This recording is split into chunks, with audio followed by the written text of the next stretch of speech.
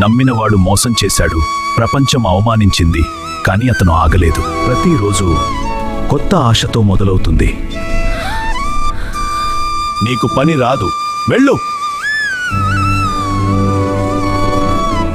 పిల్లాడివి ఓ.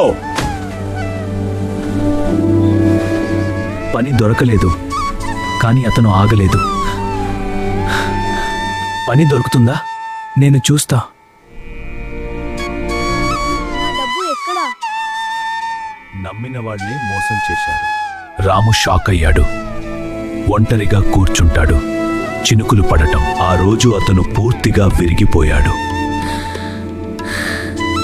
రాత్రి ఆకలితో నిద్రపోతాడు. ఇంకా పని దొరకలేదు. ఎంత బాధగా ఉంది.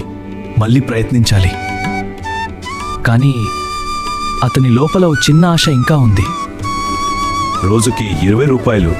అది చాలా బాగుంది. నువ్వు యూస్లెస్.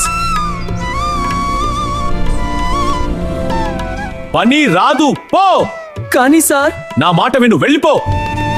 అతని జీవితంలో మళ్ళీ చీకటి మొదలైంది. ఎవరూ లేని సమయంలో మనమే మనకు తోడు. ఓడిపోయినప్పుడే మనమే ధైర్యం తెచ్చుకోవాలి. ఈసారి అతను ఓడిపోడు. అసలు ప్రయాణం ఇప్పుడే మొదలైంది. రామ గెలిచాడా లేదా, అసలు ఏం చెయ్యాలనుకున్నాడు? పార్ట్ 3లో చూడండి. అసలు ప్రయాణం ఇప్పుడే మొదలైంది. రాముకి ఒక చిన్న కథ చెబుతా. ఈ కథల ఛానల్ని లైక్, షేర్, సబ్స్క్రైబ్ చేయండి ఫ్రెండ్స్.